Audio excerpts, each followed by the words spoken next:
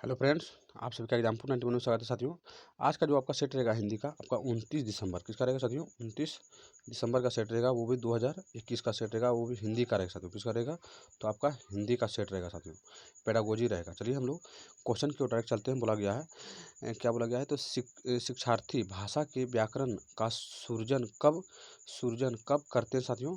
तो कब करते हैं? तो आपका जो है एक नंबर से हो जाएगा, क्योंकि जब उन्हें तनाव मुक्त परिवेश और बोधगम्य निवेश अवसर दिया जाता है, तब वो भाषा का सृजन करेंगे, व्याकरण का सृजन करेंगे साथियों। चलिए हम लोग नेक्स्ट सवाल को चलते साथियों। नेक्स्ट क्वेश्चन में देख सकते हैं, बोला गया है तो भाषा की प्रयुक्तियों से क्या तात्पर्य? प्रयुक्तियों से क्या तात्पर्य है साथियों? तो आपका 2 नंबर सही हो जाएगा। जिस संदर्भ में भाषा इस्तेमाल की गई हो उसके अनुसार भाषा में विविधता होनी चाहिए। सही बात है साथियों, आपका 2 यानी बी नंबर सही हो जाएगा। चलिए हम लोग नेक्स्ट सवाल को चलते हैं साथियों। नेक्स्ट क्वेश्चन में देख सकते हैं, नेक्स्ट में क्या बोला गया है?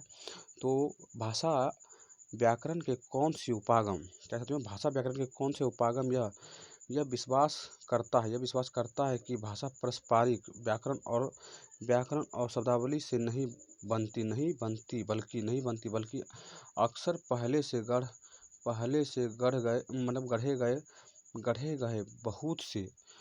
गए बहुत से शब्द समूह से बनती है साथियों। तो कौन सा हो जाएगा? शब्द समूह से बनती है।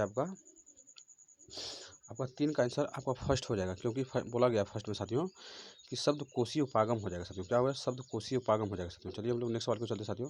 नेक्स्ट क्वेश्चन में बोला गया एक शिक्षार्थी वशिष्ठ बारीकियों को सुनती है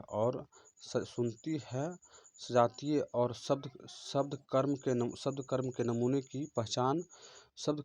की पहचानती है। यह श्रवण हेतु कौन सी युक्ति को अपना रही है साथियों? कौन सी युक्ति को अपना रही है? इसमें जो आपका हो जाएगा साथियों, आपका टॉप अप हो जाएगा। क्या होगा साथियों? टॉप अप श्रवण प्रयुक्ति, टॉप अप श्रवण प्रक्रियाएं हो जाएगा साथियों। चलिए हम लोग नेक्स्ट सवाल को चलते साथियों। नेक्स्ट क्वेश्चन में देखिए बोला गया है ओ में, क्या है ओ में? तो शब्द संपदा भाषा बोलने और समझने के लिए पहले से ही होनी चाहिए। अब आपका ये बात सही है साथियों। और उसके बाद बोला गया है बच्चे को शब्द सिखाने से पहले शब्द के अर्थ की आकृति की और जाना महत्वपूर्ण है। उसके बाद 100 में बोला गया प्राथमिक स्तर पर अधिगम शब्द संपदा का अधिगम होता है। उसके बाद 2 में बोला गया है शब्द संपदा सीखने के लिए व्याकरण महत्वपूर्ण तरीका है। इसमें जो आपका सही हो जाएगा साथियों, इसमें आपका सही जो हो जाएगा 4 नंबर। देख सकते हैं 4 में बोला गया है सिर्फ आपका 2 सही है। क्या साथियों? सिर्फ आपका 2 सही। चलिए हम लोग देखते हैं 2 में क्या बोला गया है। 2 में देख सकते हैं बोला गया है कि शब्द संपदा के संदर्भ में सही नहीं बोला गया साथियों। आपका सिर्फ ये गलत है।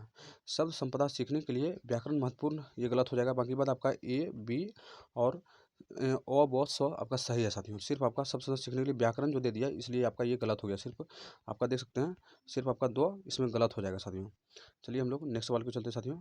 नेक्स्ट क्वेश्चन में देखिए बोला गया है क्या बोला गया है? जिस जिस जिस कार्य से शिक्षार्थी को आकृति अर्थ और उनके इस्तेमाल की समझ बनाती है उसे क्या कहते हैं साथियों? तो उसे जो हम लोग कहेंगे साथियों व्याकरण शिक्षण। क्या है साथियों? व्याकरण शिक्षण अधिगम को संप्रेषणात्मक कार्य कहेंगे साथियों। चलिए हम लोग नेक्स्ट सवाल को चलते साथियों।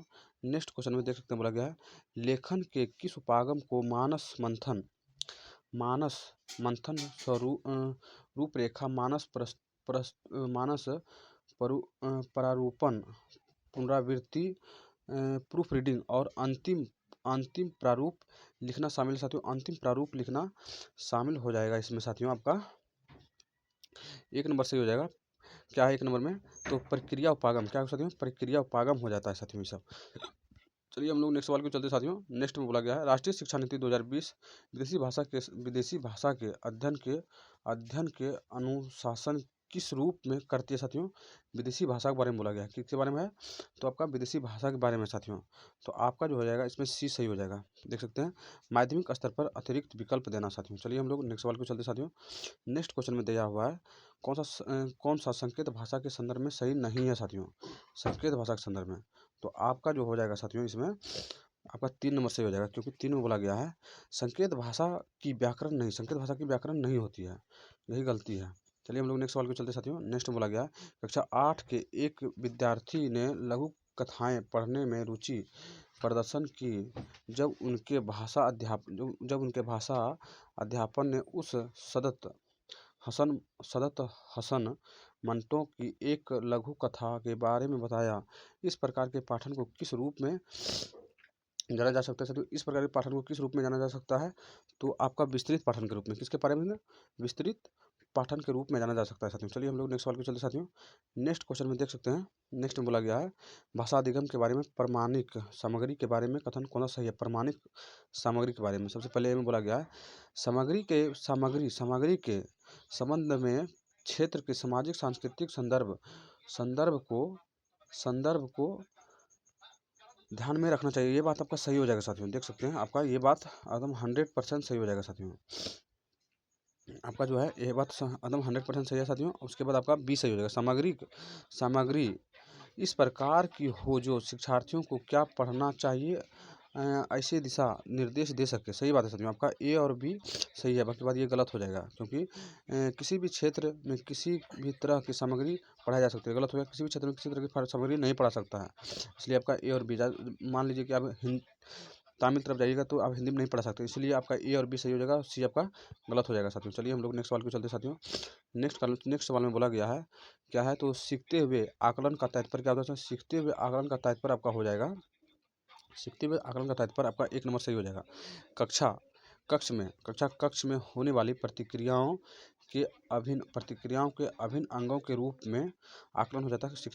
सीखते हुए आकलन से तात्पर्य साथियों। चलिए हम लोग नेक्स्ट सवाल पे चलते साथियों। नेक्स्ट क्वेश्चन में बोला गया मातृभाषा आधारित बहुभाषावाद क्या प्रस्तावित करता है साथियों? मातृभाषा आधारित बहुभाषावाद क्या प्रस्तावित करता है? तो आपका जो प्रस्तावित करेगा साथियों, आपका इसमें प्रस्तावित करता है सी नंबर से हो जाएगा। देख सकते हैं प्रत्येक शिक्षार्थी अपने विद्यालय शिक्षा अपनी मातृभाषा में शुरू करे और बाद में वे दो या दो से अधिक भाषाएं पढ़े। सही बात है साथियों। चलिए हम लोग नेक्स्ट सवाल के चलते साथियों। नेक्स्ट क्वेश्चन में देख सकते हैं बोला गया है क्वेश्चन नंबर 14 क्या बोला गया साथियों? क्वेश्चन नंबर आपका 14 में बोला गया है पाठ्य सामग्री के बारे में यह समझना क्या कहलाता है? तो निष्कर्ष पाठ्य सामग्री के बारे में यह समझना क्या कहलाता है? तो आपको निष्कर्ष निकालना, समझना, आपका निष्कर्ष समझिएगा तभी निष्कर्ष निकाल पाइएगा साथियों। और इस सेट का अंतिम सवाल है, इस सेट में बोला गया साथियों, इस सेट का अंतिम सवाल लास्ट 15 नंबर क्वेश्चन में बोला गया सामग्री के संदर्भ में किस गतिविधि को प्रमाणिक गतिविधि नहीं कहते हैं साथियों, नहीं कहेंगे साथियों। तो आपका जो हो जाएगा इसमें 2 नंबर सही हो जाएगा। प्रमाणिक गतिविधि हम लोग लगभग 200 शब्दों में गाय पर निबंध, इसको हम प्रमाणिक सामग्री नहीं कह सकते हैं क्योंकि 200 शब्दों में गाय पर निबंध लिखा जाता है, इसलिए यही आपका गलत हो जाएगा साथियों। चलिए हम लोग आपका सेट समाप्त हो गया। अगर एग्जाम्पल 91 पर नए तो लाइक शेयर और सब्सक्राइब जरूर कीजिए साथियों। आपका जो सेट था आपका 29 जनवरी का साथियों।